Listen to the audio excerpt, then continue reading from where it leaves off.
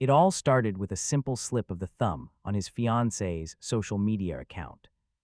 The very same fiancée who just happens to be the company's CEO. His life was about to implode. That night, Stella, his fiancée, called an emergency meeting, and the drama began. Her reason: he was apparently disrupting the entire company's culture. Without a second thought, she docked his entire month's salary, but that was just the start. As a final slap in the face, she immediately turned around and gifted her new assistant a luxury car that was worth millions. The entire office stared at him with pity. They all expected him to snap, to flip a table and cause a massive scene. But instead, he was as cool as ice, totally calm. He simply packed up his things, walked right up to her, and slapped something down. His resignation letter, right in her face, bullying him and just getting a pay cut. Not nearly dramatic enough, he was resigning on his own terms. The words had barely left his mouth when Felix, the company's resident suck-up, spoke up. The office snake extraordinaire rushed to her defense, beginning his performance. Hitting his high notes like a tragic opera singer. "Arthur, why are you quitting over such a tiny thing? You've been with the company for so long. Besides, CEO Stella usually treats you so well, quitting at a sensitive time. Like this, what will people think of her? CEO Stella, please, you have to talk him out of it." Stella might have actually tried to keep him around. But after Felix's Oscar-worthy act, she absolutely flared up. "Talk him out of it? Why should I? If he wants to leave, let him leave. My conscience is clear. I don't care what anyone says." She then snatched his resignation letter off the desk. She aggressively signed it and threw it right back in his face. His colleagues just watched.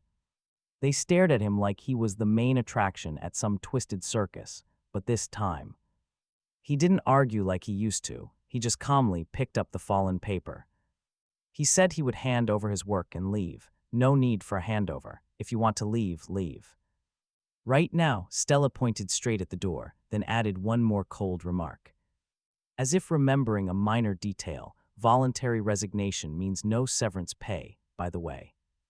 His closer colleagues whispered urgently, advising him to just swallow his pride. Just apologize, they begged. Don't act impulsively. Everyone there knew this company was built from the ground up by him and Stella. In the early days, they were broke. When they were desperate for funding, he literally drank himself into a hospital bed. He was throwing up blood just to secure their investments when projects fell behind. He led the team, staying awake for 3 days and 3 nights straight to get it done. He had poured every ounce of his blood, sweat, and tears into building this place.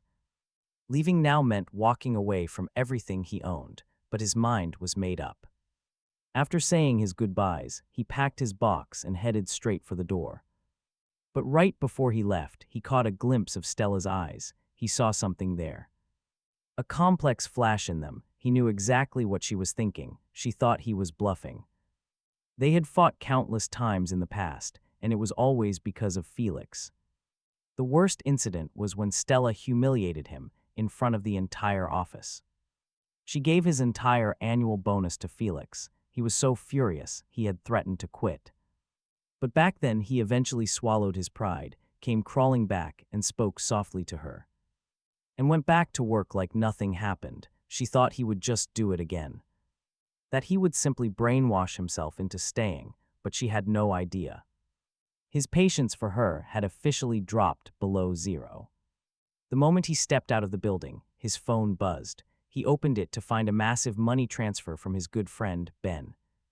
Just that morning, when Stella claimed the company was struggling and had to cut his pay, his first instinct was to worry about how stressed she must be. He immediately contacted friends to borrow a huge sum of money, planning to give it to her to help the company. But then, by a complete coincidence, he saw Felix's social media post, and that was his wake-up call. He finally understood Stella's real game, yet surprisingly, his heart was eerily calm. No crushing heartbreak, no insane jealousy. Maybe because this exact kind of drama had played out way too many times before. Stella had done so many absurd things for Felix that he honestly couldn't tell if he was her boyfriend or if Felix was.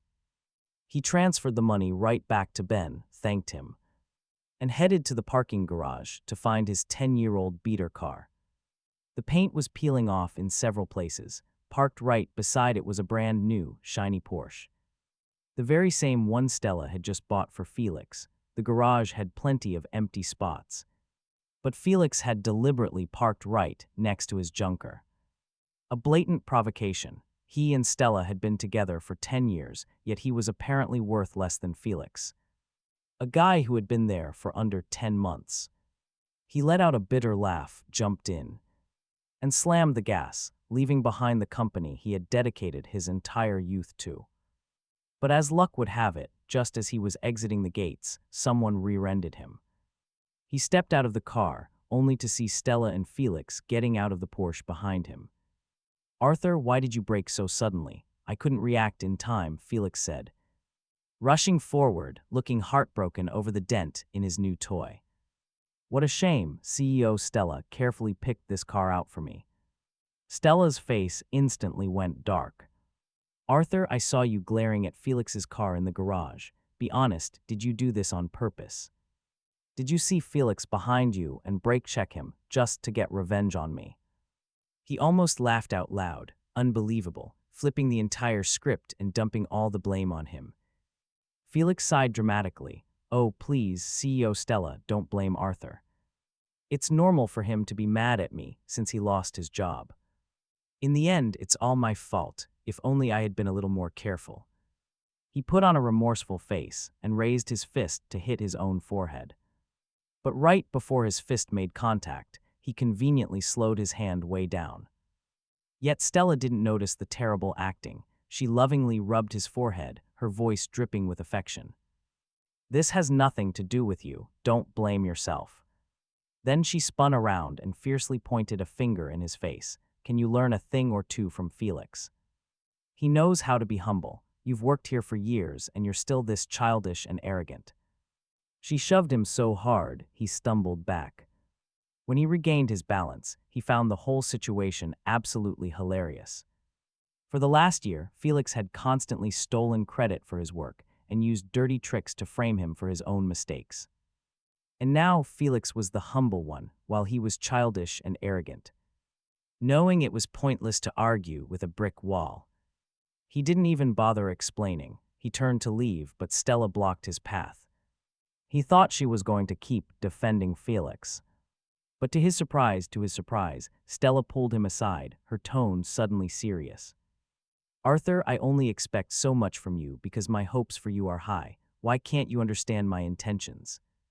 Hearing her gentle voice, Arthur was momentarily confused. But he quickly saw through her game. Stella patted his shoulder. "I'll revoke your resignation. Think it over carefully. Go apologize to Felix. As for this crash, you take full responsibility. Whatever the repair costs are, transfer the money to Felix." Arthur snapped back to reality, looking up at Felix. He had probably guessed what Stella was saying. His face was pure smugness, and he even shot Arthur a provocative eye roll. He smirked. "I'm not paying a dime for this crash. Whoever is responsible can pay for it themselves. If you have a problem with that, call the cops." "I'm leaving." He turned and walked away. Behind him, Stella was practically vibrating with anger. "I gave you a chance. Don't you dare regret this." Regret. The only thing he regretted was not leaving sooner. He got back into his car and texted his friend Ben. "I quit. I can start at your company tomorrow." Less than a second later, Ben called back, his voice a mix of shock and disbelief. "Are you serious? What about Stella?" Back in the day, Ben and Stella had started their businesses around the same time. While Stella built hers from scratch, Ben's company had better resources and offered incredible benefits. Ben was always desperate for top-tier technical talent and had promised Arthur shares and massive profits if he joined. Even knowing his relationship with Stella, he had bent the rules to offer Arthur a part-time position. But because of Stella, Arthur rejected him without a second thought. During his darkest days, when he was lying in the freezing snow, almost freezing to death, it was Stella who dragged him into a police station and saved his life. He was overwhelmingly grateful to her. So he gave up everything to pour his heart into her business, doing whatever it took to make the company grow. But looking back now, it seemed she never truly appreciated it. Besides, after all these years of slavery, he had more than repaid his debt. He didn't need to suffer this injustice anymore. "Don't worry about her, I make my own decisions now," he replied. After chatting with Ben to confirm the contract signing time, Arthur drove home and started packing. Although he bought this house entirely with his own money, it was filled to the brim with memories of Stella. He had no intention of staying here. He started by cleaning out the space under the bed. Finding a bunch of scattered sketches, drawings of a girl, sometimes smiling, sometimes lost in thought, peeling an apple or looking in the mirror. It was all Stella. Every expression was vivid and real. He had drawn all of these for her. She used to love his sketches. She treated every single one like a treasure, carefully framing and storing them. But ever since Felix showed up, she had started getting impatient. She said drawing was outdated and a waste of time compared to just snapping a photo. She no longer wanted him to draw her, and these drawings, tossed under the bed unappreciated, the paper had turned yellow and old, the figures fading away. He let out a bitter laugh, taking them into the bathroom and setting them on fire in a metal basin. The flames swallowed everything clean, leaving only a pile of ashes, just like the love between them, burnt to a crisp while they weren't looking. After that, he continued clearing out the junk. He never had much stuff, but without it, the room suddenly felt vast and freezing. He slumped onto the sofa, pulling out his phone to find a rental near his company. But the moment he opened the app, he saw Felix had posted a picture. It was in the company group chat, a selfie of him and Stella with an arcade background. Stella was holding a huge pile of stuffed animals, absolutely beaming at the camera. That smile was bright and genuine, a look he hadn't seen in a very long time. At least not directed at him. He used to take Stella to arcades too. But the second they walked in and got tokens, she would turn to leave. She'd call him childish, saying she was too busy every day for such games. She claimed she never had time for such useless things, but apparently she did. The very things she deemed useless with him, she had plenty of time for with Felix. He sneered she didn't hate childish things, she just hated him. In the company chat, colleagues were already sucking up, praising Stella's good looks. Some said she looked like a fairy, while others praised Felix's photo skills. They even joked, asking if the two of them had some good news to share soon. The crazy part, everyone knew he was Stella's boyfriend, but they still dared. They joked because at the office, Stella never even bothered to hide her connection to Felix. If this was the old him, he would have furiously called Stella right then and there. He would have demanded she set boundaries, but now he was as calm as a monk. He just pretended he didn't see it and went back to his apartment hunt. Who would have guessed that 2 minutes later, when he checked, messages were gone? Not only that, Felix's original picture had been completely deleted. He had a feeling. He figured Stella would come home in the middle of the night, like always, but surprisingly, not long after, she walked right in, still chatting happily on the phone with Felix. When she saw him, a flash of guilt crossed her face, but it was gone in an instant. It was immediately replaced by a dark scowl as she shot him a glare. Then she pushed the bedroom door open and went inside. He knew this game all too well. Every single time something went wrong at the office, he was always the one who had to apologize and beg for her forgiveness, even when she was the one at fault. No matter what, he had to bite the bullet and take all the blame. He used to think it was his duty, a way to save their relationship.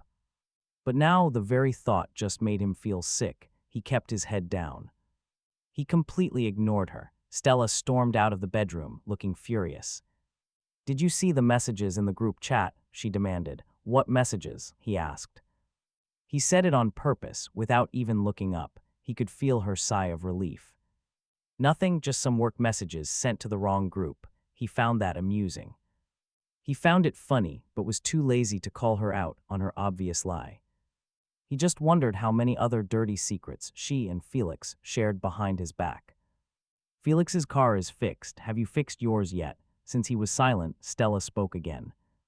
He knew exactly what this was, her signal, giving him a chance to make up with her. If this were the old him, he would have thought she was forgiving him and rushed over. But today, he didn't even lift his head. A piece of junk isn't worth fixing. His reply was ice cold. Stella frowned. What do you mean by that? He looked up. He was genuinely confused about why she was acting offended. His car had been scratched up plenty of times before, and whenever he mentioned fixing it, she refused. He would get that exact same line, a piece of junk isn't worth fixing. He thought she was about to throw a fit, but instead, she just sighed. She claimed he was still mad about the company. But that Felix has been doing a fantastic job lately. The car was just to retain talent. Hearing that, Arthur nearly choked. Felix was only hired through Stella's connections. His actual work ethic was garbage. The mistakes he made were endless. Minor things, like ordering clients plain water during a meeting while getting premium bubble tea for himself. Or major things, like sending the company's cost sheet to clients instead of the actual price quote, causing the company to lose tens of millions. A dog would be more useful than keeping that guy around. If Arthur didn't know the company so well, he might have believed her nonsense. He just stayed quiet. Stella continued, "You are my boyfriend. When we get married, this company will be yours too, right?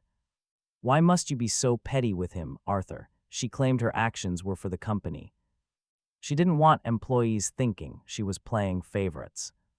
He knew perfectly well that was a pathetic excuse. Everyone saw exactly how Stella treated him versus how she treated Felix. Projects Arthur pulled all-nighters for. She'd hand them over to Felix on a whim, who would make a basic PowerPoint and claim it as his own achievement. Clients he negotiated with for days and was about to sign with.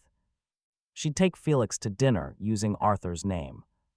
And suddenly, the contract belonged to Felix. Things like this happened constantly. Over time, his colleagues didn't just notice her favoring Felix, they even assumed she despised Arthur. Because of this, he was looked down on and bullied by plenty of people at work. She saw it all but pretended she couldn't see a thing. He didn't want to explain himself, knowing any explanation would just be labeled an excuse. "You don't need to explain anything to me," he replied coolly. "I have nothing to do with the company anymore. Do what you want." Stella fell silent. Finally, she sighed, walked over to him, stood on her tiptoes, and wrapped her arms around his neck. Her breath was soft. "Actually, I was being a little selfish too. I wanted you to rest for a while. You can use this time to think about our wedding." "So when are you planning to propose to me?" she asked with a flirty smile. But he had already proposed multiple times, and she rejected him every single time. Whenever they fought, she would dangle the idea of marriage in front of him to shut him up. Sometimes he felt less like her boyfriend and more like a dog on a leash. He said nothing. Stella scratched his chin like he was some kind of pet. "Don't be mad anymore. Give me a smile, okay?" She then lined in for a kiss, trying to win him over. But as she got close, he smelled Felix's cologne on her. His stomach churned. He shoved her away, frowning, and grabbed a wipe to aggressively clean his hands. Stella froze, looking as if she'd been struck by lightning. "Are you crazy?" "I have things to do. I'm going out to change," he said, then turned and headed for his room. Stella tried to follow him. Without hesitation, he slammed the door in her face and locked it. "Arthur, don't you regret this?" Stella sounded completely furious now. She let out a nasty threat, kicked the door hard, and stomped off. By the time he came out, the living room was empty. Stella posted in the company group chat, asking if anyone wanted to go out for a late-night meal. The chat went completely silent. Only one person replied. Felix, of course, spamming happy emojis. Arthur knew exactly what she was doing. She was trying to get under his skin. This wasn't the first time, either. None of their colleagues wanted in on the drama. Only Felix eagerly jumped in. The old Arthur would have chased right after them, consumed by jealousy and rage. He'd only get mocked by both of them for it, but now he couldn't care less. He changed his clothes, inspected the apartment he planned on renting, and saw that it was perfect, transferring the deposit on the spot. Next, he called an agent. His next move, to sell his current house, even though he had paid for the entire house himself. With his own money and had personally overseen all the renovations, Stella's name was on the deed. Back then they had nothing. To make her feel secure, he drained his life savings just to buy this place for her. Now that their company was massive, she probably didn't even care about this house anymore. The agent told him that to sell it, Stella had to be there in person. If she was too busy, she'd need to sign a power of attorney. He had no choice but to text her. But a red exclamation mark popped up right next to his text. She had blocked him, typical Stella. Whenever they had a huge argument, she would always throw a tantrum like this. She'd block him and leave the house.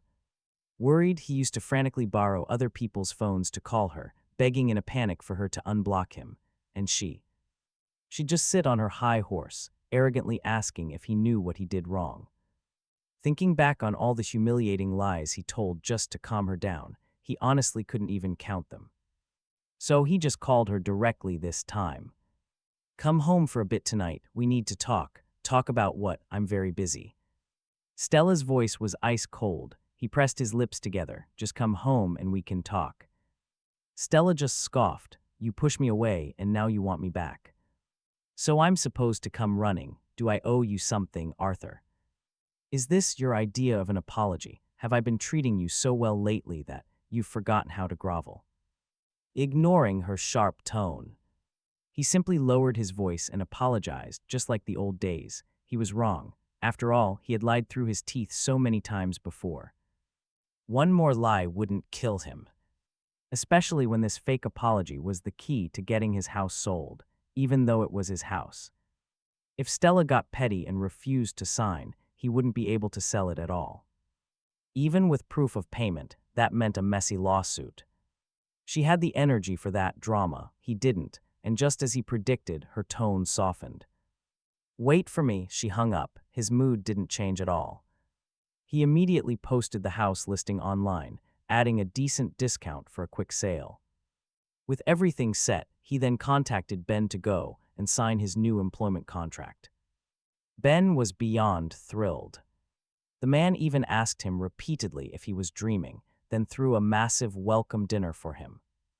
Arthur planned to leave early, but then he realized Stella probably wouldn't be home anytime soon anyway.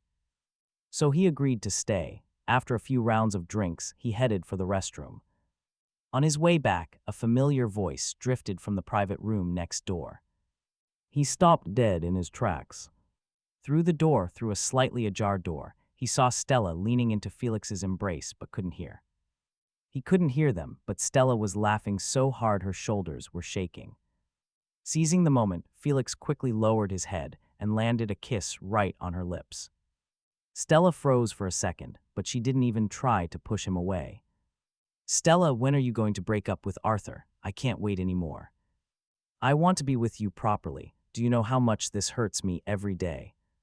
Seeing you two together, do you really love him more than me?" Felix whined. He played the victim perfectly. Stella's lips parted as if she was about to speak. But instead, she hugged him, patting his back and coaxing him like a little child.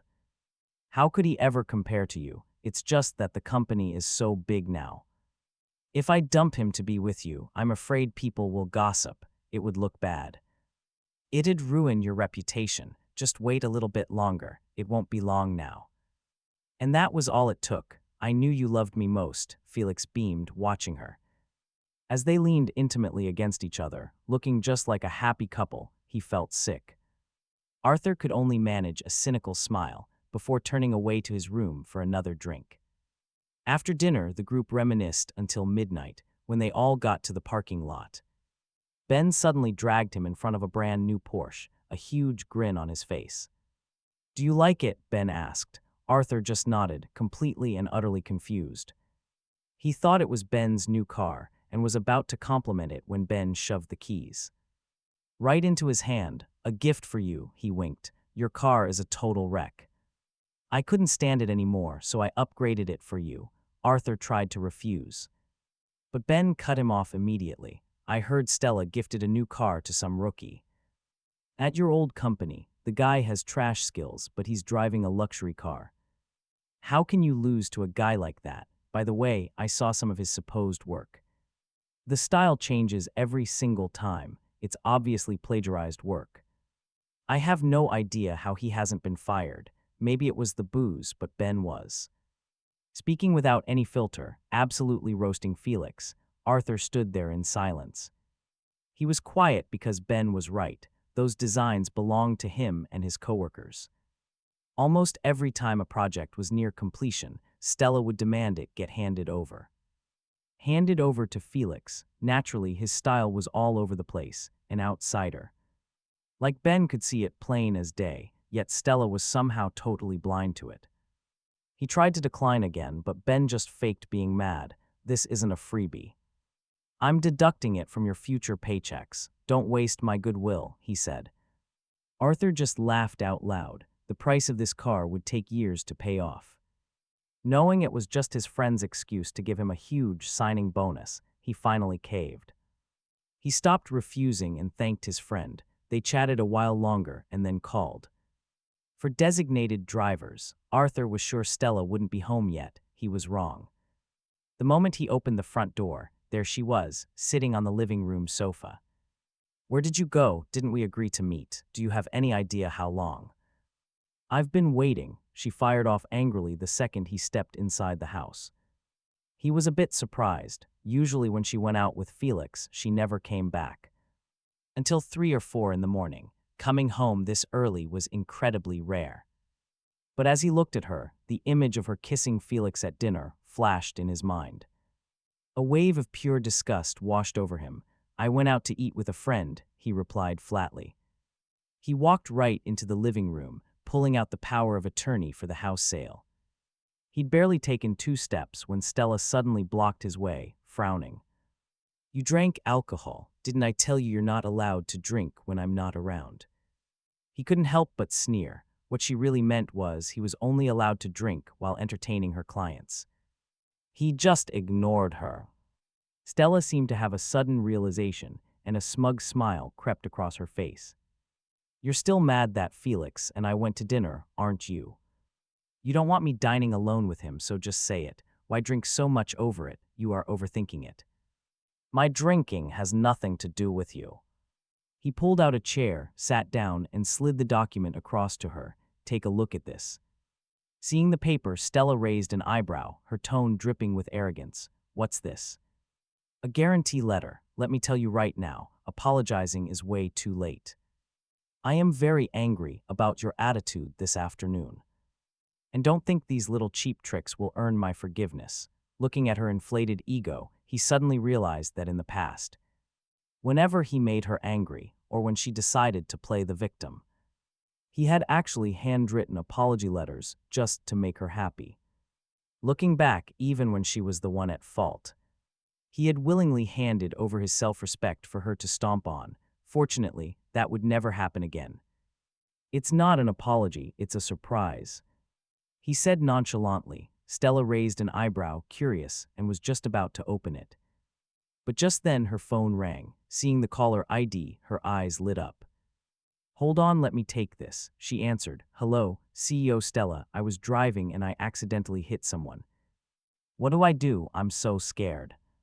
Felix's whiny voice echoed through the speaker.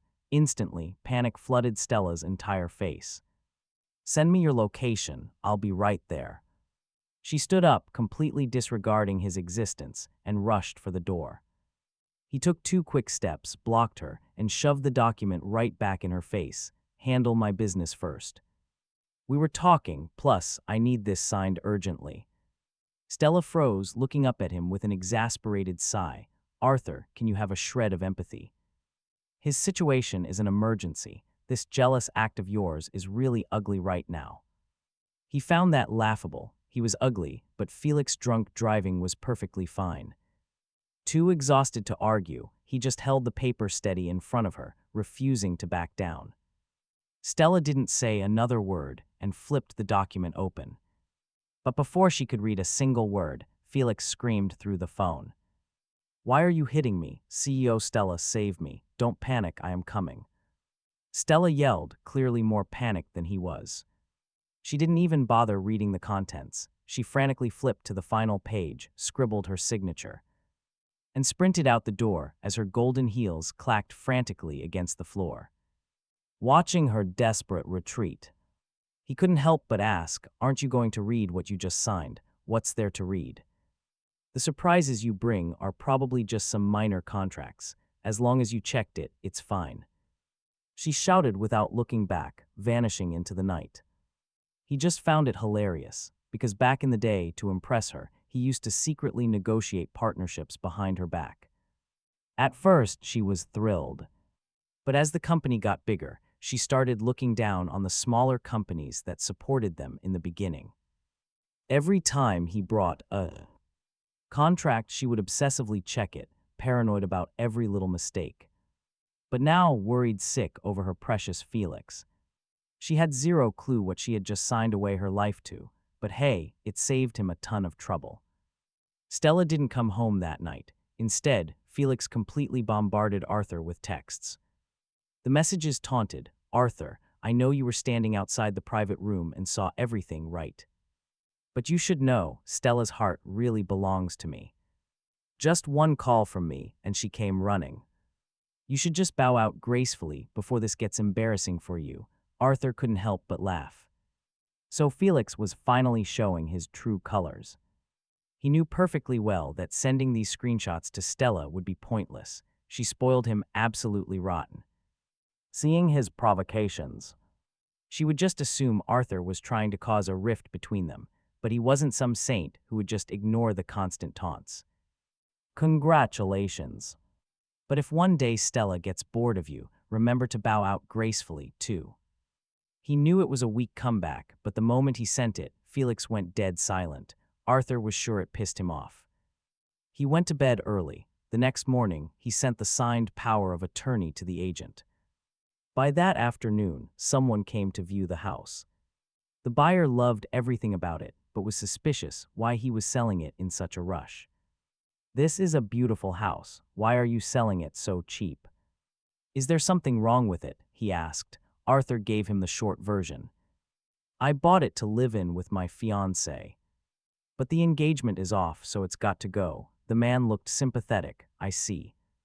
Looking at the decor, it clearly has a woman's touch. Selling it is for the best. Saves you from being haunted by the memories." Arthur didn't respond. Stella was insanely picky about houses. Back then, to find a place she liked, he had spent 3 months looking at over 100 properties before choosing this one. Even the interior design was built entirely around her taste. Only now did he realize his entire life had revolved completely around her for years. The buyer was decisive. After seeing the house, he signed the contract that very evening. They agreed to hand over the keys in 2 days, perfect timing. Arthur was moving out in 2 days anyway. When he got home after signing, he saw a pair of men's dress shoes in the entryway. His usual slippers were gone. He already knew what was going on. He grabbed some disposable slippers and walked in. As soon as he entered, he heard Felix's voice. "CEO Stella, that's not how you do it. Let me teach you." Walking to the kitchen, he saw them by the sink. Felix had his arms wrapped around Stella from behind, holding her hands, an intimate pose. And there was Felix, wearing his pajamas, his slippers.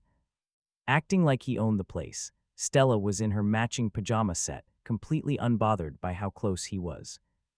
The two were just chatting and laughing freely. Funny, in the past, if he stood even slightly close to her, she would pull away, claiming she wasn't used to physical contact with other men. Looks like the only person she wasn't used to was him. He let out a dry, bitter laugh. At that sound, Stella turned her head and saw him. She jumped, hastily pulling away from Felix's arms with a guilty look. "Why are you home so early?" she asked. He found that absolutely hilarious. So now his being home was his "it's not my fault." "Arthur, I was just teaching CEO Stella how to wash vegetables." Felix said this, but his eyes were glaring at Arthur with pure triumph. He was practically begging for a jealous meltdown. The old Arthur would have obliged. He would have exploded, screamed at Stella, and demanded she throw Felix out of his house. But he was used to this. Besides, he was moving out. The house was already sold.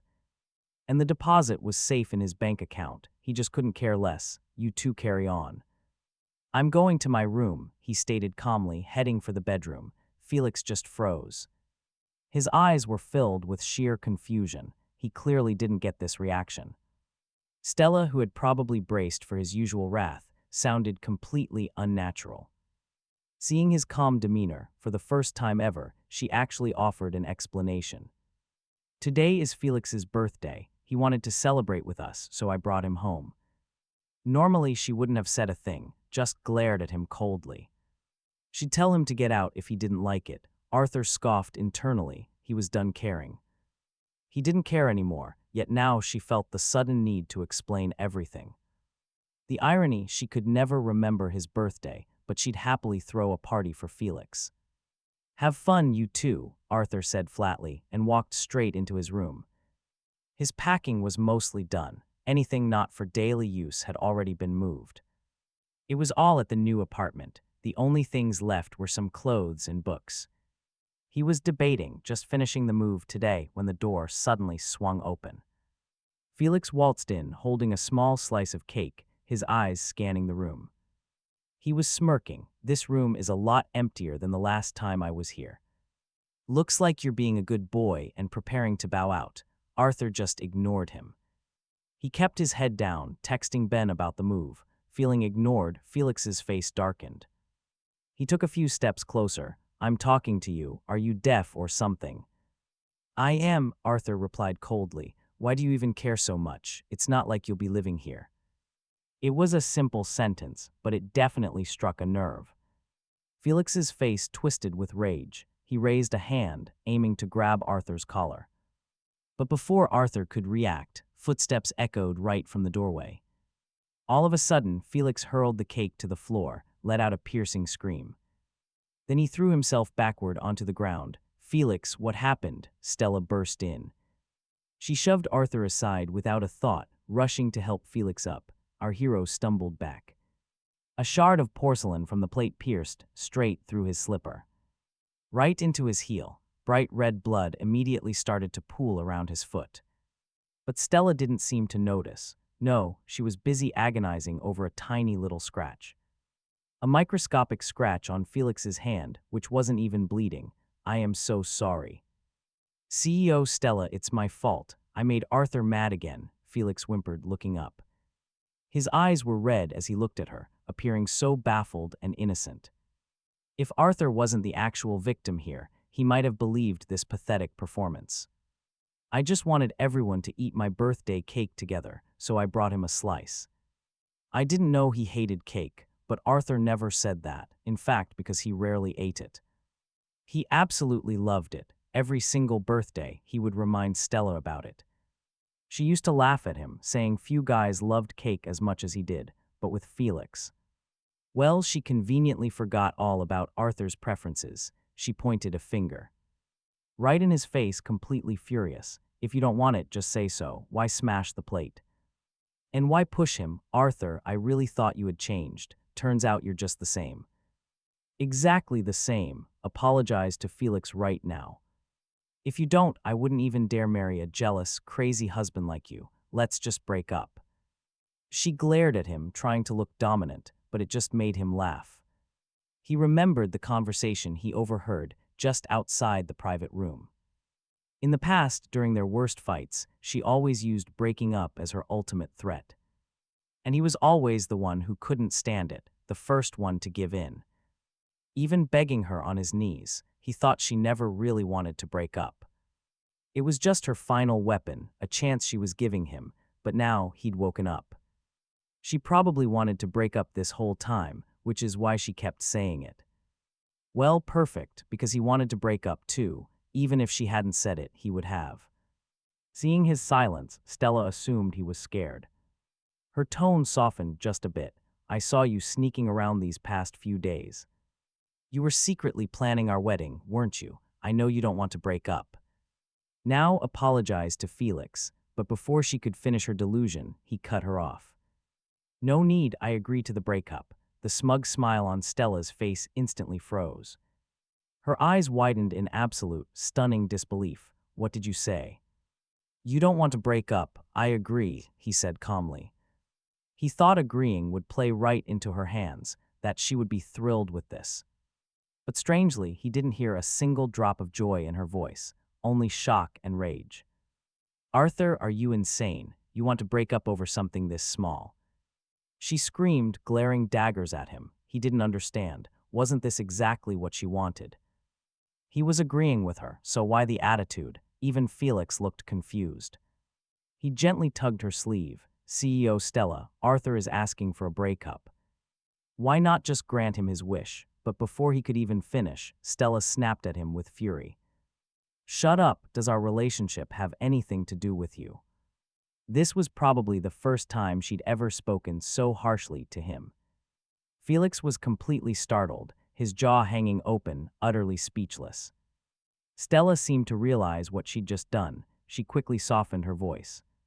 She apologized. I'm sorry, I didn't mean that. Just go wait outside for a bit. I don't want to drag you into our mess.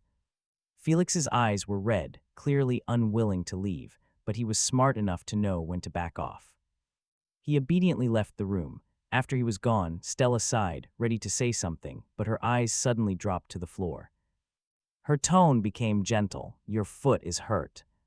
Why didn't you tell me? Let me get you a Band-Aid. She walked over to the nearby bookshelf. But Arthur knew this was just her classic move to change the subject. Whenever a topic she hated came up, she'd suddenly pivot to acting like she cared, just to interrupt him. In the past, he'd always melt, drowning in the illusion that she still cared, and their old argument would just be forgotten. But the real problem was never solved. It just rotted inside him until it was dug up again, even uglier than before. Where are the Band-Aids? I swear they used to be here, she muttered, digging through the shelf. She had clearly forgotten the last time she was in his room was 2 years ago. He had a 104-degree fever. And she had gone on a date with Felix, claiming she was going out to buy him medicine. He had moved that first aid kit ages ago. Why is there so little stuff in your room? Stella finally noticed the obvious emptiness. I'm not hiding, it's done, he stated coldly. The house is sold. They get the keys in 2 days. You need to pack your things and go. At that, Stella just froze, looking like she was about to explode, but then a nasty sneer crossed her face. Stop joking, she scoffed. My name's on the deed. You can't sell it without my signature.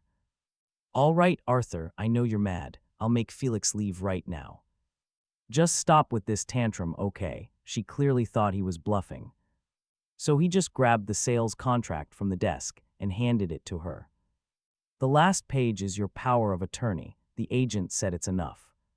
He reminded her it was from the night Felix got arrested for drunk driving. You signed it, and whether you remember or not, it's legally binding. Stella snatched the contract. The moment she flipped to that last page, her whole body went completely rigid. A split second later, she shrieked like a total maniac.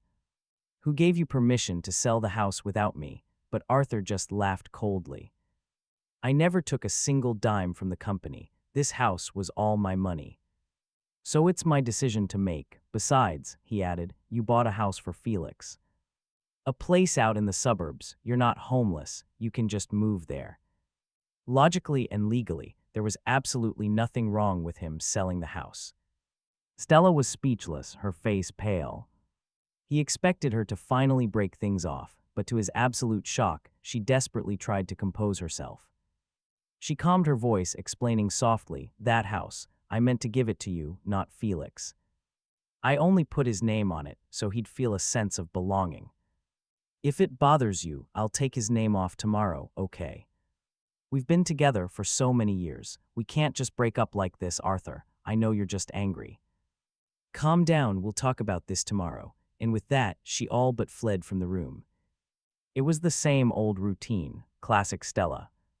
Whenever an argument hit the point of no return, she'd put on this act of being in love, telling him to calm down. And every single time, he'd gaslight himself into believing her, thinking he was being too impulsive before taking the initiative to apologize and reset the toxic cycle. In the beginning, he had truly loved her. Later on, he knew her heart didn't belong to him anymore, but he couldn't let go. All that emotional investment. For years, he believed that if he just gave in and survived this one conflict, things would get better. But time proved nothing did. It was all his own delusion. She probably thought he'd still be the same puppet dancing in the palm of her hand. But she was dead wrong. This relationship had been ground to dust. After Stella finally left, he cleaned up the broken porcelain, bandaged his foot, and stepped outside. Stella and Felix were gone. Leftovers sat on the table, while a half-melted candle lay on the floor. Cleaning the house had always been his job. He never wanted Stella to lift a finger, and eventually, she just got used to it. He was too lazy to clean it now, knowing he'd need a deep cleaning service anyway before handing over the keys. So he just showered and went to sleep. But the next morning, when he walked out of his room, he found the house was spotless. Stella was there, bustling around the kitchen in an apron. "I was just about to wake you up," she smiled, looking perfectly serene, as if yesterday never even happened. "I cleaned the house and even disinfected it, if this were the old Arthur." He could have pretended not to see the dirty mop water on the floor, or the streaky windows, praising her efforts just to make her feel accomplished. But not today. He just gave a dry laugh and a simple Seeing his cold reaction, Stella seemed disappointed, but quickly put her smile back on. She brought out 2 plates of breakfast, smiling again. "I made this myself, try it." He glanced down, 2 cheese sandwiches. They didn't look too bad. But honestly, in 10 whole years, this was the first time Stella had ever made him breakfast. He should have been touched, but she forgot one very important detail. "He's deathly allergic to cheese." Stella's expression faltered. "Let me just make something else." "Don't waste your time doing useless things," he said. "A peaceful breakup is the best thing for us." At the company New Year's party, she remembered exactly what Felix didn't eat: lamb, ginger, or even garlic. But she conveniently forgot that one time he ate cheese and was rushed to the hospital. A severe allergic reaction. Whether or not she actually loved him couldn't have been more obvious. But Stella didn't see it that way, frowning in annoyance. "Couples don't hold grudges overnight, Arthur. I even swallowed my pride to do all this for you. Why are you being so difficult? I'm busy with the company every single day." "It's normal to forget one little detail." "Yeah," he nodded. "So it's normal for us to break up too." Stella finally lost it. She slammed the tray on the table with a massive crash, glaring at him as if her patience had just run out. Then she stormed out. The Cold War began. He sighed hopelessly, called the cleaners, then started packing all of Stella's things. He shipped all her belongings to her house in the suburbs. In the past, whenever she went on business trips, he was the one who packed her luggage, so this didn't take much time. The house was handed over right on schedule. Stella finally seemed to realize this breakup wasn't just some empty threat. She sent him a barrage of texts. Insults when he didn't answer. She escalated, constantly posting photos online. Pictures with Felix all over her social media. Meanwhile, he was busy settling into Ben's company. By the time he noticed, his phone was blowing up with notifications because, of course, he still had her set as a favorite contact. Today, she posted a picture of her and Felix at a wildlife park. Tomorrow, it was a hot air balloon ride. After that, she bragged about how well the company was doing. So she took Felix to Bali as his reward. In one picture, she made sure to flash a couple's ring on her middle finger. He knew exactly what this was, an attempt to provoke him. She was just waiting for him to get jealous, throw a tantrum, and beg for her back. Then she would arrogantly list her conditions, as if she were doing him some huge favor. But here's the thing, he truly didn't care. He was about to close the app when his finger slipped and accidentally liked one of her posts. not wanting any drama. He immediately unliked it and calmly removed her from his favorites list and just went back to work. Thanks to his help, the projects at Ben's company were improving like crazy. The sales team's confidence shot up and successfully negotiated a massive billion-dollar contract. That day, he and Ben were getting ready to meet the client and finalize everything when Stella suddenly sent him a photo. Curious, he opened it. It was a pregnancy ultrasound, and the name on it, Stella. "How does it feel?" she texted him immediately, but before he could even reply, she sent another text. "Just kidding, the report is fake, but just ask yourself." When he saw this, was he really not jealous? Could he really accept her carrying another man's child? He found it absolutely hilarious. He hadn't noticed before, but her words made him realize something crucial. In the past, seeing her with another man would make his blood boil, his face flush, and heart race. But now he looked at his reflection in the mirror. His expression was completely neutral, without a single ripple of emotion. Even his smartwatch showed his heart rate was perfectly stable. The fact that Stella belonged to someone else now was a truth he had completely, thoroughly accepted. He thought about ignoring her, but remembering Felix's constant provocations. He didn't want any more trouble. "You have a new boyfriend," he texted back. "Stop joking about crossing lines like this. It'll give your new guy the wrong impression." A few minutes later, Stella's chat showed she was typing again. It flashed on and off for a while. Finally, a reply came through. "Keep pretending. I want to see how long you can keep this act up.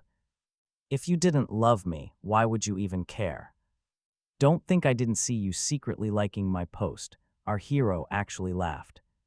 Stella never used to care about tiny details like that, and neither did he. It seemed her time with Felix had truly changed her. 9 years with him and she never changed at all, but for Felix, she was a whole new person. Before he could reply, she sent yet another message. "Felix and I haven't done anything. He's just playing along to help us get back together, so for his sake, I'll give you one last chance." He sneered at the phone, "Don't night it," and immediately blocked her number.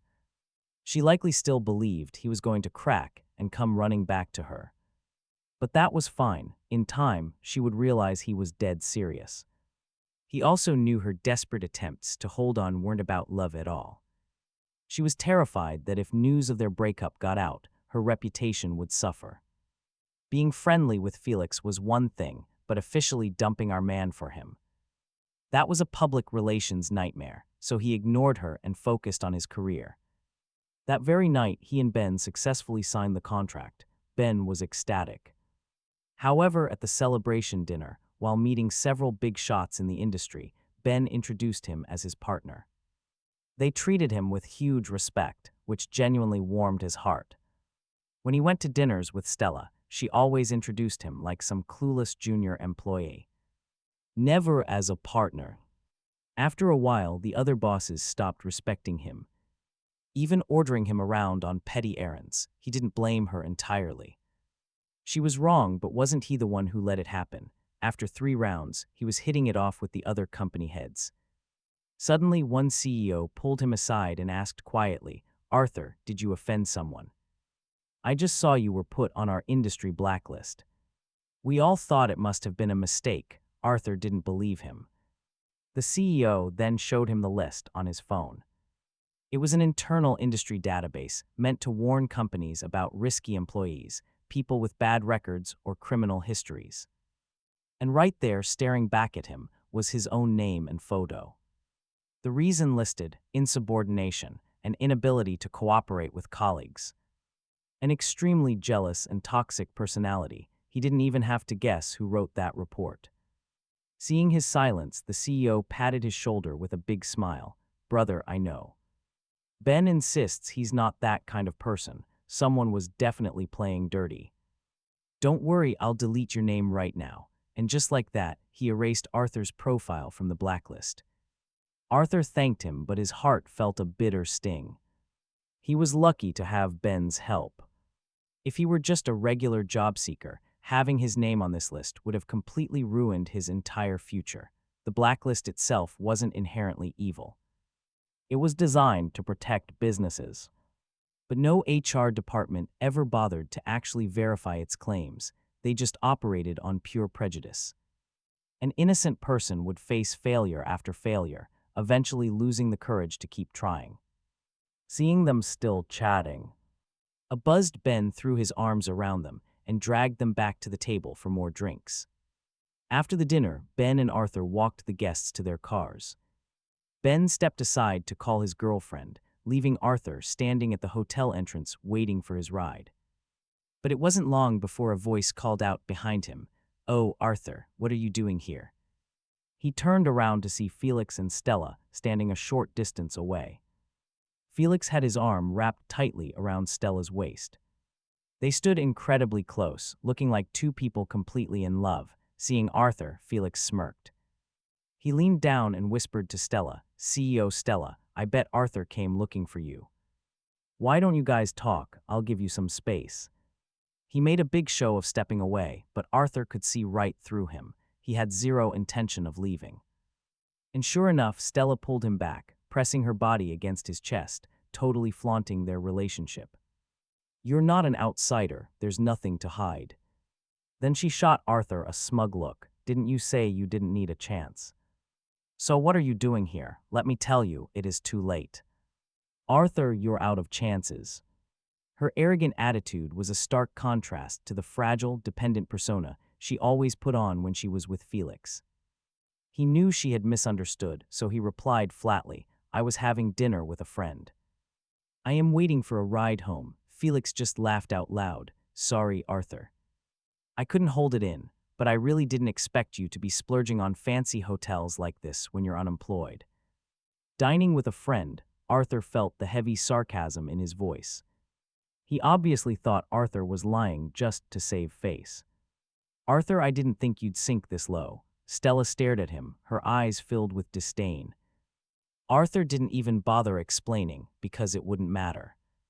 They would never believe him. Seeing his silence, Stella assumed she'd caught him in a lie, confirming Felix's suspicions. She let out a heavy sigh.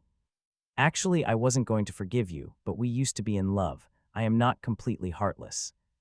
Plus, since you dragged yourself all the way here, I will give you one more chance. Perform well." She raised an eyebrow and glanced toward Felix.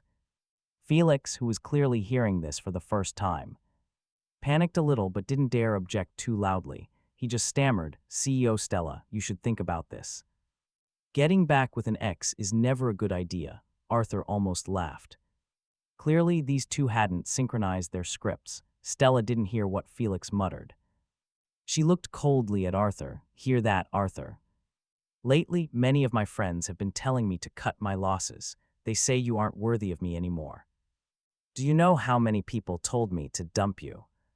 It is only because of our years together that I forgave you over and over again. I don't know what drugs you're on or who brainwashed you into this," she began. "Everyone knows how lucky you are, but you just don't know how to appreciate it." Stella rambled on and on. Her net worth had long since surpassed his. That's why she always hammered home the imbalance in their relationship.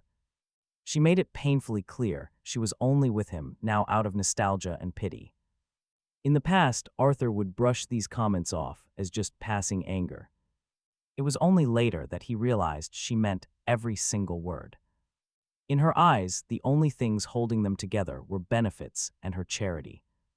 Just as he was about to respond, Ben's voice cut in. "Arthur, who are these two?" Seeing Ben approach, Arthur breathed a sigh of relief. Just some former colleagues. In the past, whenever Stella took him out, she'd refuse to introduce him. She would claim he was just a colleague, never her boyfriend. He thought she'd be thrilled. But surprisingly, her face only darkened even more. He ignored it and introduced Ben. "This is my friend, like I said I was here having dinner with him." For some reason, Stella looked even more furious. Felix, however, beat her to it, smiling smugly. "Didn't expect you to actually have a friend who could invite you here, Arthur. He looks well off. What's his job?" Ben frowned and whispered to Arthur, "What's wrong with this guy? Is he okay?" Arthur just chuckled. "It's fine, you'll get used to it." Ben didn't push the matter, but he could clearly sense Felix's hostility. He just replied casually, "Oh, I just run a small business, nothing impressive." Hearing that, Felix's triumphant expression grew even wider, pure contempt.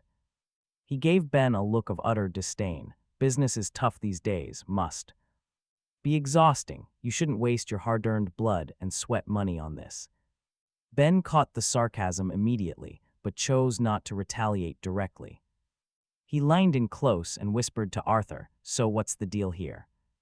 Do you have some kind of beef with this clown?" Arthur didn't hide it.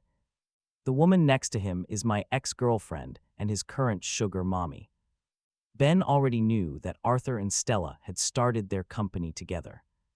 Arthur had been open about the breakup. Ben let out a loud, mocking laugh. He turned to Felix. "Hearing you talk so you don't earn money with blood and sweat, what exactly do you do? With that vibe you're not a kept man living off a woman, are you?" Felix's face flushed with pure rage. He lunged forward as if to throw a punch, but Stella quickly stopped him. "Stop messing around," she snapped, turning her attention back to Arthur. "I don't have time. I know exactly what you're holding out for with these games. I promise if you agree to come back, I'll restore your position. And I'll give you 10% of the shares. Are you satisfied? 10%. Before Arthur could even process the sheer audacity, Ben burst out laughing. "Sorry, but I already poached him, and I gave him 40%. Stella's face went completely black, but then she glared at Arthur coldly. "Arthur, think carefully. Different companies have very different values. A random percentage at some no-name company means absolutely nothing." She was implying Ben's company was light years behind hers. In the beginning, it was smaller. But their core strength was always their technology. Now, their tech was fully realized. With Ben's company securing $1 billion contract, it had officially crushed Stella's. And considering Stella's terrible management and her blind favoritism for Felix, Arthur knew her company wouldn't survive much longer. But he was too lazy to explain. She wouldn't listen anyway. Ben didn't even bother arguing. He just turned to Arthur. "Is the driver here yet?" "Let me check." Just then, a man in a driver's uniform jogged up to them. "Hello, bosses, I'm your driver. Where is the car?" "It's a bit flashy. Try not to scratch it," Ben said, nodding toward Arthur. Without hesitation, Arthur tossed the keys right over. 2 minutes later, the driver carefully pulled up in a brand new Porsche, parking it directly in front of him. "Boss, this car is insane. Must have cost a fortune," the driver said in awe. Arthur glanced over at Felix. His eyes were practically glued to the Porsche, burning with raw envy. Stella just stared, completely stunned into silence. Her face a mask of shock and displeasure. Ben shot Arthur a smug grin. "It wasn't that much, just over $2 million, a little company bonus." Then he turned to the driver. "Hey, I need a full-time driver. I like your attitude. Want the job, salary's 20 grand a month." The driver looked like he'd just hit the jackpot. "Really, you're not pulling my leg. I'll send the contract now." "I promise I'll do a great job, boss," while the two chatted away. Stella shot Arthur a death glare before turning on her heel and storming off, with Felix scrambling right behind her. Once they were gone, Ben sealed the deal with the new driver. Arthur looked at him, surprised. "Are you actually hiring that guy?" "Of course, it was always the plan," Ben replied. "You're our lead tech guy. All this networking means lots of drinking. We can't be calling random drivers all the time. What if something goes wrong?" "But isn't that salary a little high?" Arthur asked. "At Stella's company, my salary was only 15 grand. Ben slapped his shoulder. "Not at all. When you're passed out drunk, your driver literally has your life in his hands. It's more than worth it." Arthur didn't argue the point. The next few weeks, they threw themselves completely into the new project. During his downtime, Arthur noticed Stella, who used to post constantly, had gone completely silent online. Even Felix had stopped sending his usual annoying, provocative texts. Seems running into Ben was a huge dose of reality for both of them. He thought Stella had finally given up for good, but he was dead wrong. One day, right as they were wrapping things up, Ben pulled him aside with a serious look. "Stella just called me." Before Arthur could even ask why, Ben's expression hardened. "She's probably going to call you next. Whatever you decide, I'll support it." "No pressure, but I really hope you don't give in." Leaving him with that warning, he walked away. Arthur was confused, but dove back into his work. Around noon, his phone finally rang. It was Stella. When he answered, there was no screaming this time. Instead, an unsettling silence hung on the line. It was so quiet he thought the call disconnected, but the screen showed it was still live. "Arthur, let's stop this. Can we please just make up?" Her voice was hoarse when she finally spoke nearly a minute later. He almost laughed. Even now, she actually thought he was the one throwing a fit. "Nothing," she kept talking, claiming she'd called his friend who told her that back then. He wanted Arthur to help found his company, but he stubbornly chose her instead. She never realized how much he had sacrificed for her. She admitted ever since Felix joined, she'd neglected him. But they'd been together for 10 years and were even talking about marriage. Was it all really going to be thrown away over the last 10 months? Her voice cracked, unable to continue. Arthur paused for a moment. Memories of the past decade flooded his mind. It had been a simple life, but they had always supported each other. When things got tough, they pushed one another forward, navigating the hardships side by side. He remembered the time he drank 3 bottles of liquor just to secure a business deal. He'd stumbled out of the restaurant, and before he passed out, he saw Stella crying. She was holding him up with one arm, desperately dialing 911 with her free hand. When he woke up in the hospital, he saw her exhausted. Frail frame, and he just couldn't imagine how she had managed to carry his dead weight until the ambulance showed up. Back then, she probably did truly love him. He was just about to say something when Felix's voice suddenly cut through the speaker. "Arthur, please, you have to forgive CEO Stella. I'm so sorry if I caused any misunderstandings over these past few days. I swear I didn't mean anything by it. If this bothers you, I'll resign tomorrow. I promise I will never appear in front of you again." And this time, Stella didn't stop him. She just let it happen. His feelings curdled into something nasty.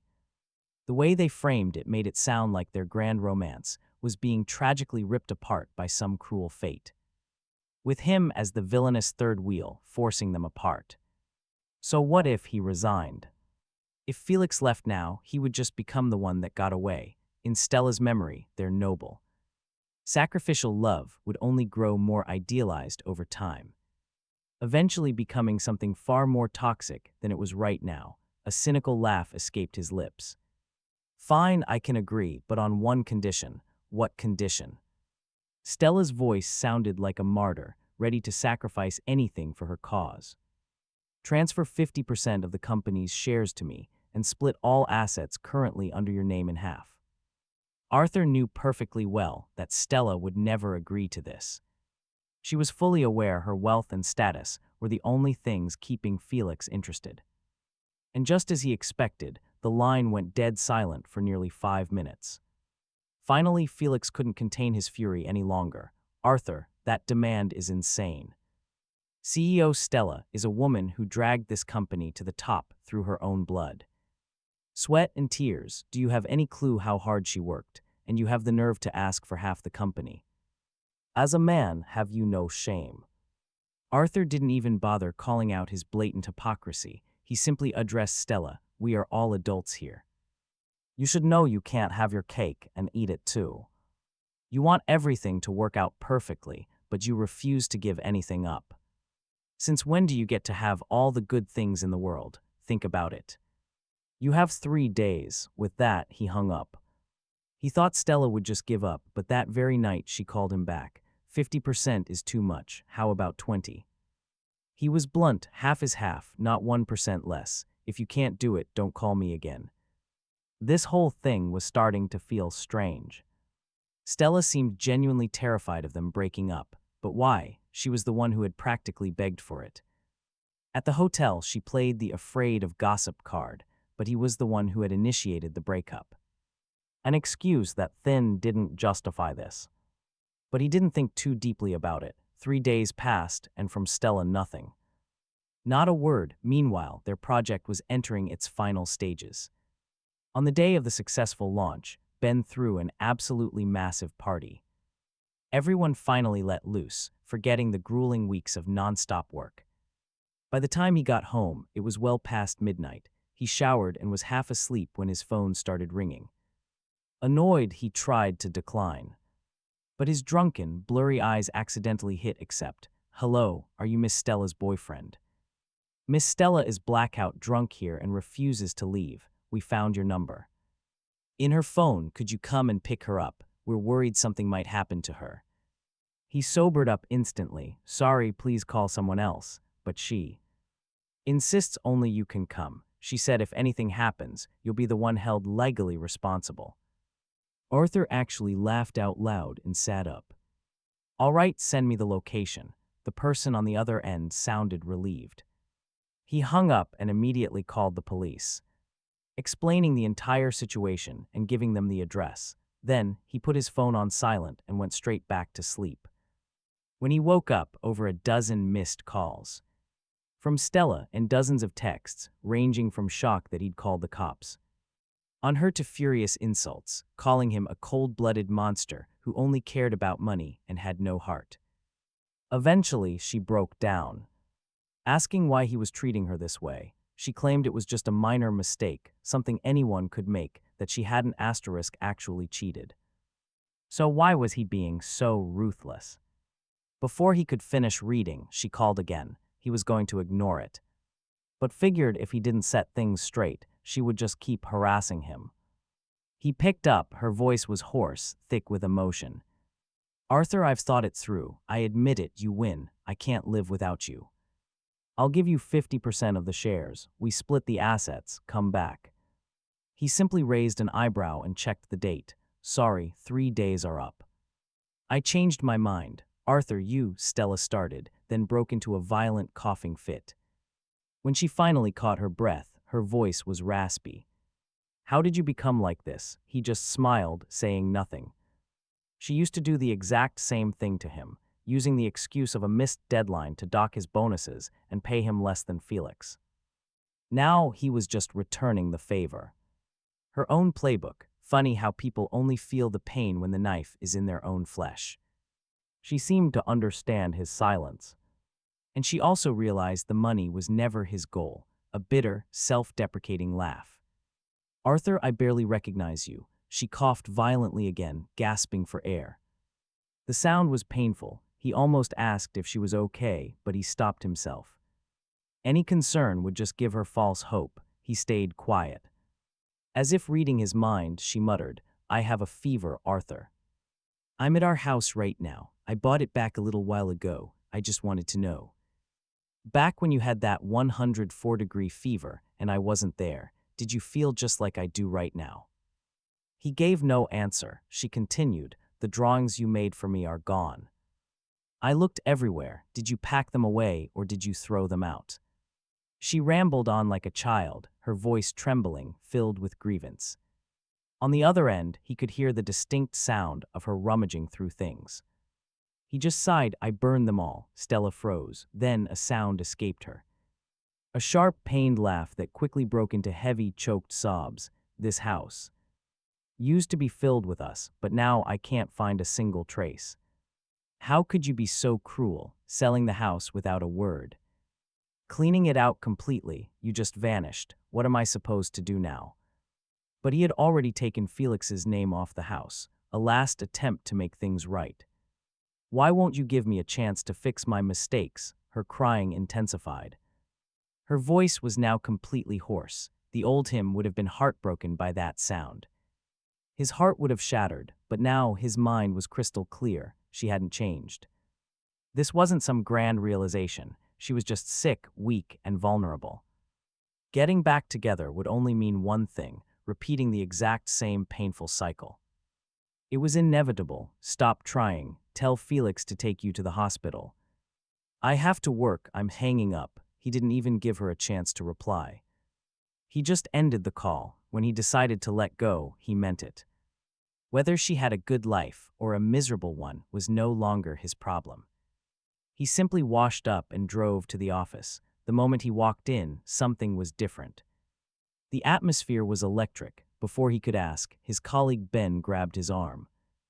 The guy's face was beaming. Our project went live. It hit 80 million views in 2 hours. The client is absolutely thrilled. They're signing a long-term exclusive contract. And this client was a true titan in the industry. Securing a deal like this was the holy grail. Ben immediately gave out massive bonuses to the entire team. Morale skyrocketed, using his bonus and the money from the house sale. He bought a new place in the city. This time, the choice was all his. It was based entirely on his own preferences, far from the city center, but perfect. It was right next to a massive lake, and the view was absolutely stunning. He drafted the plans.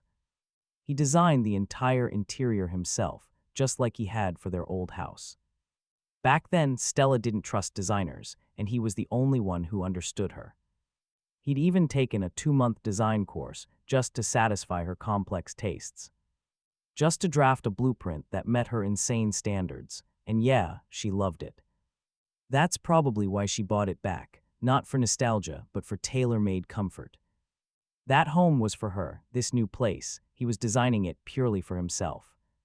He handed the blueprints to a trusted contractor, occasionally stopping by to check in. He'd even help out after work, but after days of heavy lifting, he was exhausted. So exhausted he tripped on the stairs and sprained his ankle, forcing him to take time off. He let Ben manage the site, but he was just too excited to stay away long. One evening, he limped his way back into the construction site's parking lot. And that's when he saw her. Standing right next to his car was a familiar figure.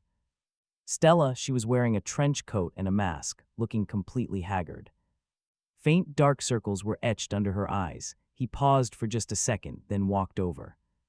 "What are you doing here?" Honestly, he wasn't surprised she'd found him. Her network was huge. Tracking him down was never hard. She just never bothered to put in the effort. Not when they were actually together. "I have something to tell you," she said. Her voice was still slightly raspy, like she still hadn't fully recovered from her fever. "Get in the car," he said. "I heard you bought a new house and I wanted to see it." "To help you inspect it." "No need, just say what you came here to say." He rejected her offer outright, but Stella seemed to have expected that. She didn't lose her temper. Sadness flickered in her eyes as she handed him a folder. A thick folder. "This is your compensation," she said. "For 10 years I owed you so much. For the company, for us, you sacrificed everything, and I never repaid you. Take this contract, consider it your back pay. For a decade of work, from now on I won't bother you anymore." Arthur froze. He slowly took the folder. Inside was a meticulous log of every single time she had penalized him unfairly at work, every time she stole his credit or his bonuses. All of it multiplied by 2, plus a guilt tax for wasting 10 years of his life. A bank card was attached to it, the pin written on it, his birthday, of course. He instinctively looked at her face, trying to see if this was some new manipulation. Or if she was truly, finally letting go. "When I say I won't bother you anymore, I mean it," she said flatly, reading his mind. "Good," he nodded, accepting it. He took the folder and card. That money rightfully belonged to him, and more. Importantly, he knew accepting it was the only way Stella would ever truly understand. Understand that they were finished. Sure enough, when he took it, a flash of relief crossed her eyes, though it was mixed with a deep, heavy sorrow. "So, can I see your new house now? You know, after losing you, my life hasn't been great. I just want to see how well you're living without me." He knew it was an excuse. Just a lingering obsession, but he knew her personality all too well. If she set her mind on something, she wouldn't leave until she got exactly what she wanted. He didn't want to drag this out. Besides, this was probably the last time they'd ever see each other. A clean break was best. "Let's go," he said, walking to the car. But after 2 steps, Stella hurried over, gently grabbing his arm and leading him to the passenger side. "I'll drive, your foot is hurt." He didn't object. But he was a little surprised she even knew about his injury, the old him well. He would have been overjoyed, but now it was just too little, way too late. Appreciation after the fact is completely worthless. He opened the passenger door. And hanging from the rearview mirror was a little stuffed doll. Stuck to it was a post-it note: "When I'm not around, this doll will keep CEO Stella company," followed by a cheeky emoji. It was signed Felix. Stella had clearly forgotten it was there. Seeing the doll, she looked so awkward. "It's fine, I'll sit in the back." He went to close the door, but she stopped him. Stella quickly reached in, aggressively ripping the little doll off the mirror. She threw it into the back seat. The sheer violence of the action surprised him.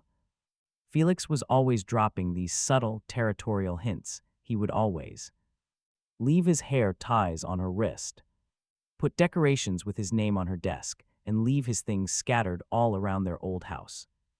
It was his pathetic way of trying to make him jealous, trying to force him to quit. At first, he didn't get the strategy and fought with Stella over it. He even threw his junk in the trash once, and for that, Stella slapped him hard across the face. "Arthur, are you crazy? He's young, a bit childish, but he means well. I just want him to feel secure working here. Why are you so insanely jealous of him?" "Looks so pathetic right now." That slap stunned Arthur, but it also made everything clear. He finally understood Felix's game. "You didn't have to do that," he said calmly. "We have nothing to do with each other anymore, even if he was in the car. Right now, I wouldn't care." Stella bit her lip, starting her defense. "I know you don't believe me, and I know what you're thinking, but let me be clear, even though we broke up, I am not with Felix. I told you, I have no romantic feelings for him. Looking at him just reminded me of how you used to be, lonely, with no one to rely on. That's why I helped him." Arthur just laughed, a cold, empty sound. He might have bought that righteous speech once, but she'd conveniently forgotten one thing. While she was busy shielding Felix with her kindness, she had left him standing alone, out in the rain, just as unsupported as the boy she claimed to pity. "There's no point talking about this anymore. Let's go." Stella gripped the steering wheel tightly.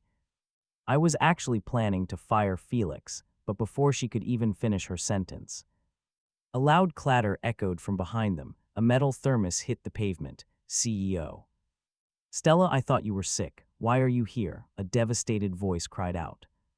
Arthur turned, and there he was, Felix, standing nearby with a look of perfect shock and heartbreak. At his feet lay the dented thermos, kanji splattered everywhere, all over the concrete. He looked absolutely pathetic, but was it genuine? Or just another performance? Arthur couldn't tell. He raised an eyebrow, looking at Stella. She looked like a deer caught in headlights. Pure panic flashed across her face. For just a split second before she forced herself to be calm, Arthur found it utterly amusing. Her whole speech about not being with Felix was clearly one-sided. "Why are you here?" Stella asked, her voice tight. Felix put on his best kicked puppy face. "You've been so sick these past 2 days. I was so worried. I cooked this kanji to bring you, but when I got to your place, I saw you driving away. I was terrified something happened, so I followed you. But I guess you don't need me anymore." He squatted down, pitifully scooping up the spilled kanji like he'd just suffered the ultimate betrayal. Stella froze. She looked extremely uncomfortable, opening her mouth to speak, but he beat her to it. Felix cut her off. "CEO Stella, I understand. I always hoped you and Arthur would get back together. It's only right that you treat him well. I'm just being naive. You two carry on. I'll clean this up and leave." He purposely glanced at a stuffed doll discarded in the back seat, then lowered his head. He continued scraping kanji off the floor. Seeing him act so understanding, Stella clearly struggled. She took half a step toward him, then stopped herself. "You go back first. I'll have someone clean it up later." "No," Felix shook his head tragically. "CEO Stella, you don't need to worry about me. I'm not a kid who needs your protection anymore. I took care of you while you were sick. I know how to clean." At the mention of him taking care of her, Stella looked visibly guilty. She quickly averted her eyes. Get in the car, she told Arthur. She opened the door, but he didn't get in. I can drive myself, he said. You go. Take care of him, we've broken up. You don't need to put on a show for me. At those words, Arthur saw it, a spark of pure triumph in Felix's eyes, but his voice remained the picture of innocence. Why did you guys break up, Arthur? You still mad at me? Did I come at a bad time? This has nothing to do with you. Stella snapped at him, then turned to her ex. They had broken up peacefully, she said. She'd take her to see the house, a promise she was determined to keep. The second those words left her lips, Felix groaned, clutched his chest, and then collapsed right onto the pavement. The pavement, Felix, what's wrong? All the color just drained from Stella's face. Without a single moment of hesitation, she sprinted over and gathered him up in her arms. Her eyes were wide with terror. Felix just lay there, pale and limp against the concrete, groaning softly. Stella was panicking. She practically hoisted the man up and dragged him toward her car, but halfway there, she remembered the protagonist was right there. Standing right next to her, she froze, a look of pure conflict in her eyes. Our protagonist knew exactly what her ex was thinking. Human life is more important, she said flatly. Take him to the hospital. Stella just bit her lip, her choice now made. Wait for me at your new house. I'll come find you as soon as I drop him at the ER. With that, she shoved Felix into the car and jumped right into the driver's seat, speeding off like a complete maniac. As she watched the car disappear, her heart stayed absolutely still. Did Stella realize Felix was faking? She had no idea, but she knew one thing for sure: it wasn't her problem anymore. She was about to head to her new house when Ben called. Their new project had just completely exploded overseas. International companies were scrambling to negotiate. They wanted partnerships immediately. Ben needed her to fly out for an emergency business trip. She didn't hesitate. She turned the car around and headed straight for the airport. The schedule was brutal. The second they landed, they threw themselves into preparing pitches. To ensure communication was perfect, they created translated versions of everything, double-checking every last data point. They worked so hard, they barely slept 4 hours a night. At times, she felt like she was sleepwalking, but all that hard work paid off. After a massive presentation, the foreign investors were absolutely blown away by their preparation and tech. They agreed to partner with them. Ben and she hugged each other, screaming like total idiots. That night, they finally got a full night of sleep. She'd been so swamped, she hadn't checked her personal messages in days. She finally opened her phone to a mountain of texts and missed calls, all from Stella. They were all sent the day she flew out. Stella had gone to her new house, waited, and then demanded to know why she wasn't there. She hadn't expected her to actually show. In the past, whenever Felix had a crisis, Stella would throw herself into it, completely forgetting she even existed. She thought about it for a second, then just closed the app without replying. It had been days. Stella probably didn't care anymore. Besides, they were over. Talking to her was a waste of time. She and Ben spent a day celebrating, then flew back home. By the time she reached her apartment, it was midnight. She had just collapsed onto her bed when a violent pounding started at her front door. It sounded like someone was trying to kick the door down in a blind rage. Thinking it was an angry neighbor or a debt collector, she marched to the door and yanked it open. Before she could see who it was, a figure lunged straight at her. She stumbled backward from the impact. A sickening wave of alcohol washed over her, mixed with a familiar perfume. It was Stella. What the hell are you doing here? She asked, exasperated. Didn't we agree we have nothing to do with each other? Stella, she hiccuped loudly. Nothing to do with each other. Felix and I are officially together now, happy. She stared at Arthur with glazed, drunken eyes. She was desperately searching his face for a flicker of panic, of jealousy. Literally any emotion at all, but Arthur gave her absolutely nothing. The fact that she and Felix were together was the most predictable twist ever. He couldn't care less about her love life. So why are you here, dead drunk?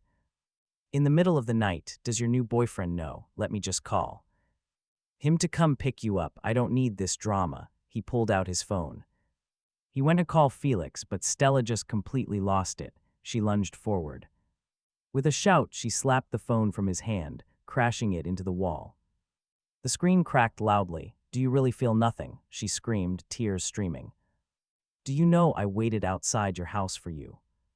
All night long, you stood me up. You ghosted me and left the country. She pointed a trembling finger at him, swaying badly.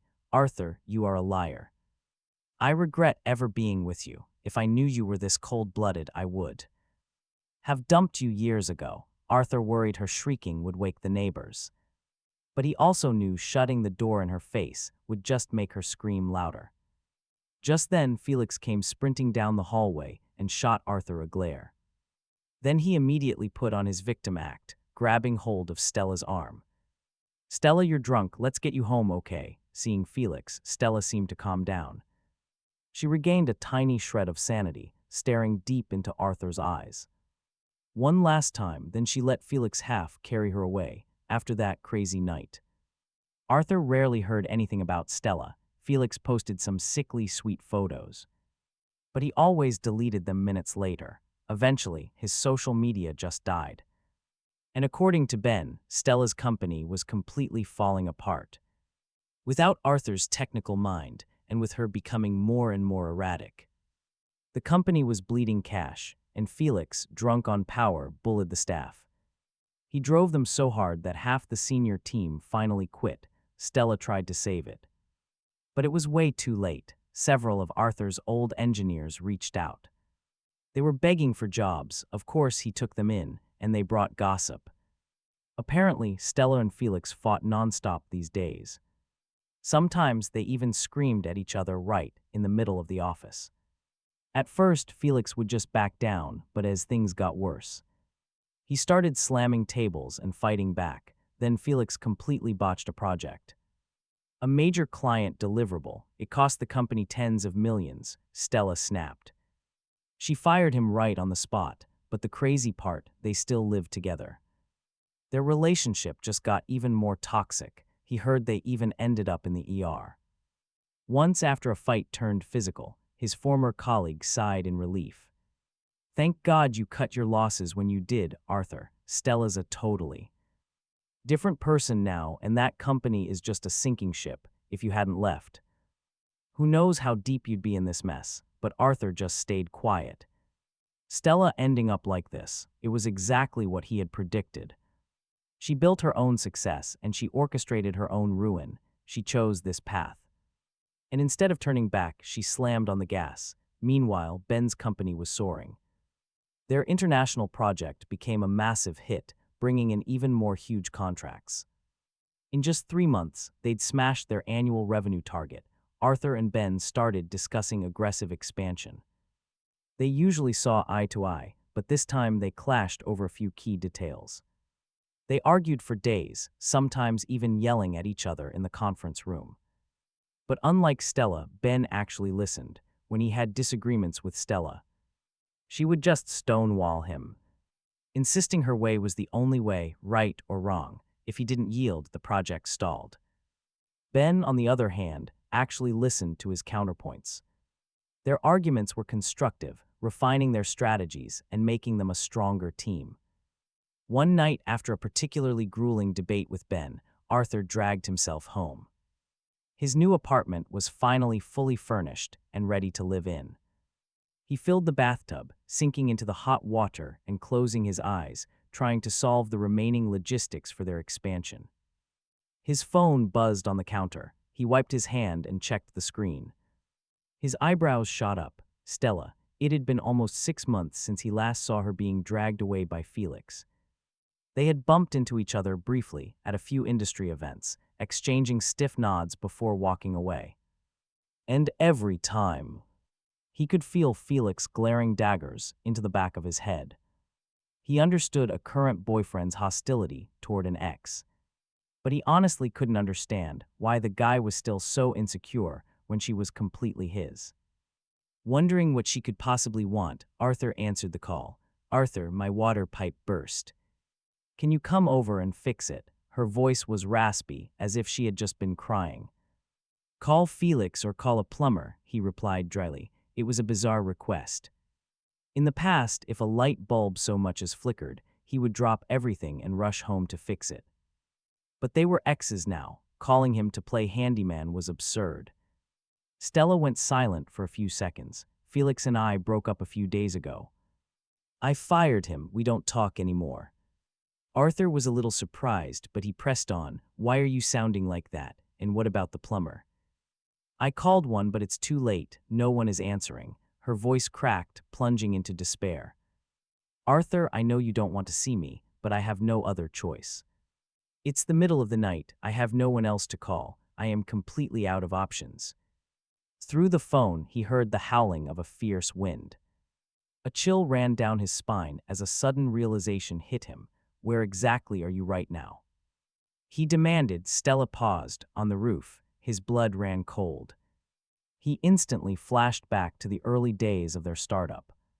The company was on the verge of bankruptcy due to a massive error. Stella had a complete mental breakdown. In the middle of the night, driven by despair, she left a farewell letter and stepped dangerously close to the edge. If he hadn't woken up and grabbed her, the consequences would have been unthinkable. He thought she had grown stronger since then. He never expected her to try something this stupid again. If he didn't know, he wouldn't care. But now that he knew her life might be in danger, he couldn't just hang up. He sighed heavily. "Wait for me." He threw on his clothes and drove straight to their old apartment complex. He pushed the door open to find Stella standing there, her eyes swollen and red. The pipe in the kitchen had burst, and water was flooding the floor. He rolled up his sleeves and waded in. A quick inspection showed it was just a loose joint. A few twists with a wrench and it was fixed. It didn't leak down to the neighbors. He wiped his hands, his job done. "Just mop the water, you're fine." He stood up. He turned to leave immediately, but after just 2 steps, arms wrapped around him. Stella held on tight from behind, burying her face deep into his back. She was sobbing violently. "Arthur, you still love me, don't you? If you didn't, you wouldn't have come. I'm so sorry. I was wrong about everything. Please, I know I messed up. Can we just go back to how things were, please?" But he just sighed.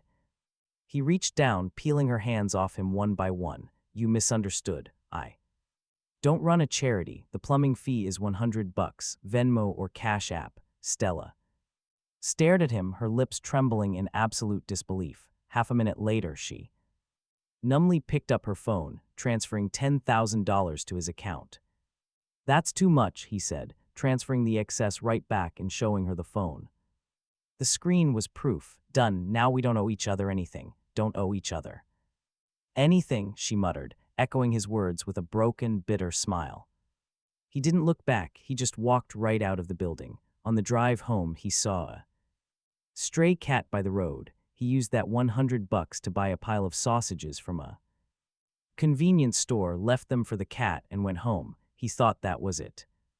The end of the story. He thought Stella had finally given up. Oh, how wrong he was. A month later, right as his and Ben's massive international project officially launched, he was slammed with a lawsuit from Stella's company. The charge, stealing corporate trade secrets, and the evidence, shockingly comprehensive, along with fake bank transfers. There was a video of him in Stella's apartment from that night. The night he fixed her pipe. The video was heavily edited. It showed him rummaging through drawers in her study, when in reality he was just looking for a wrench.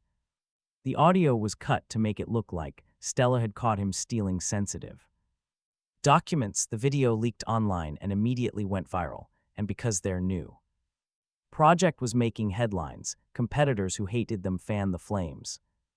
Netizens, completely unaware of the truth, saw that he had jumped ship from Stella's company to a rival firm right before launching a suspiciously similar, but far superior product. They bought the whole story, hook, line, and sinker.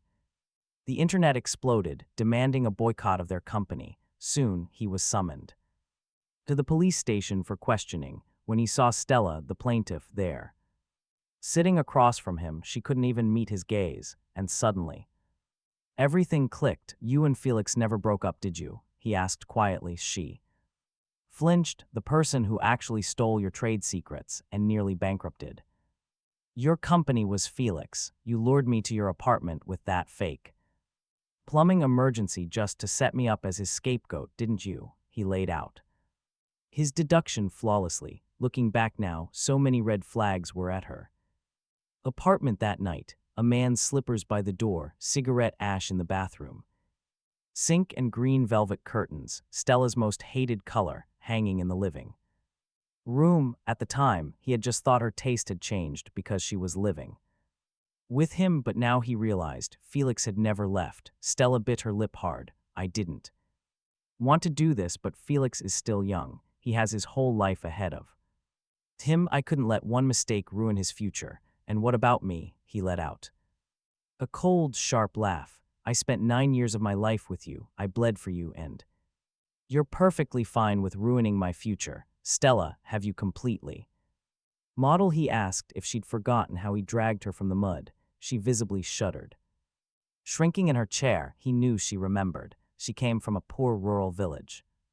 Her family life was brutally patriarchal. If she made even the slightest mistake, her parents would beat her for it. She fought tooth and nail to get into college. But her family tried, dragging her back to the village, planning to marry her off to a local thug for a dowry. That's when he drained his life savings to pay them. He bought her freedom. The moment she was free, she collapsed right into his arms. Sobbing, she swore they would rely on each other for the rest of their lives. He didn't even care that she fell out of love with him. She had the right. The right to love someone else. He never blamed her, but he could never accept this. That after everything he sacrificed for her, she would willingly throw him under a bus. To save the very man who destroyed her, he looked at her, searching for something. For one last shred of humanity. Instead, her red lips parted to speak. And she delivered the final blow. Consider it my sin against you. With that, she stood up and walked away without so much as a glance back. Watching her go, the last bit of feeling he held for her vanished into thin air. But what she didn't know was the person being dragged down to hell wasn't him, it was her. A week later, the trial began, under intense scrutiny. Because of the company's high profile, the entire court proceeding was live-streamed.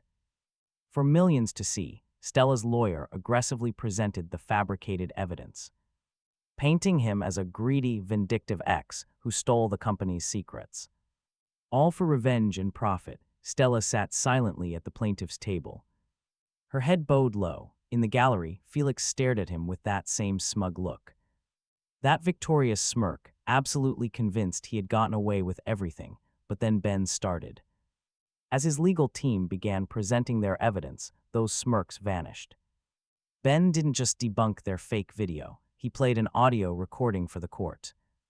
It was a crystal-clear recording of Stella and Felix conspiring in her living room. The entire courtroom listened as Felix's whiny voice echoed through the speakers. CEO Stella, I'm still young. Besides, you're carrying my child. Do you really want our baby to be born without a father? I know I messed up. I shouldn't have sold the tech. You can beat me. You can curse me. You can even kill me.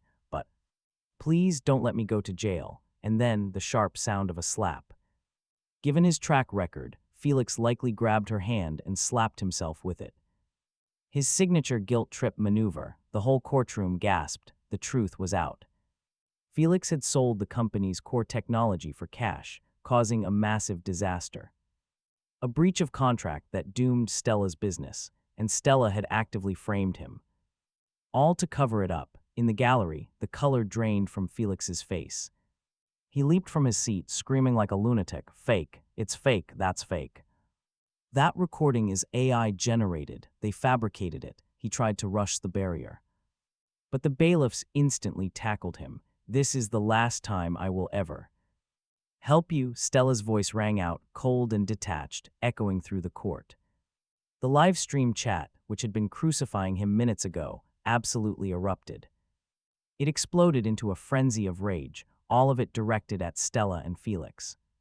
Felix suffered a complete mental breakdown. His eyes were bloodshot as he thrashed. He screamed that he was going to kill Stella. She simply stood up and slowly. Stella walked right towards Felix as he was being held down. Seeing her calm expression, the bailiffs didn't stop her, assuming she only wanted to talk. Felix stopped struggling, thinking she'd come up with a lie to save him. Stella, hurry. Tell them it's fake. Tell them you did it to test me, he whispered. Desperately, be logical like you used to be. You already left Arthur. Don't let that guy win. But before he could finish, Stella simply raised her hand. Then she slapped him hard across the face. The recording is real, she announced to the court, her voice echoing through the entire room. I confess, I conspired to frame Arthur just to protect Felix. The livestream immediately crashed from the tidal wave of comments. Felix absolutely snapped. Screaming like an animal, he threw off the bailiffs and lunged directly at Stella's throat. But before anyone could even move, Stella let out a chilling, broken laugh. So this is it, she whispered, her eyes finding Arthur's. Her smile sent a violent chill down his spine. Something suddenly and terrifyingly shifted. He saw something glint in her hand. Before Arthur or the guards could even shout, she spun around with horrifying speed. Felix, who was screaming a moment ago, was suddenly silenced. He collapsed. All the fight just vanishing from his body as chaos exploded. The bailiffs were frozen solid in shock. Driven by one last destructive act, Stella's own strength vanished, and she fell violently to the ground right beside him. As she collapsed, her eyes locked onto Arthur's one last time, a final pale curve on her lips, as if to say, "This is the last time I'll help you, Arthur."